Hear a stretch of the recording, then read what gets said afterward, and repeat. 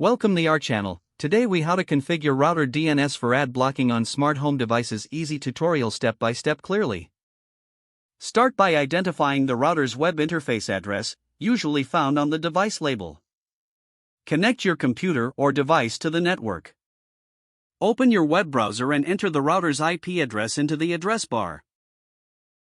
Log into the router using your admin credentials, typically found in the user manual or on the device. Once logged in, navigate to the DNS settings section, often found under the WAN or Internet settings menu. Delete any existing DNS entries if applicable. Enter the preferred DNS server addresses designed for ad blocking. Popular DNS servers for ad blocking include AdGuard DNS and NextDNS. For AdGuard DNS, use the IP addresses 94.140.14.14 and 94.140.15.15. For NextDNS, sign up for an account to get your custom DNS addresses. After entering the new DNS addresses, save the settings. Allow the router to reboot if prompted to apply the changes. Reboot any smart home devices connected to the network to ensure they adopt the new DNS settings. Test the configuration by accessing websites known for ads, to confirm that the blocking is effective. Return to your router settings occasionally to ensure DNS addresses are still configured correctly. Regularly check any updates from the DNS provider for improved ad blocking features. If the page does not load, refresh the browser or try again in a private or incognito window.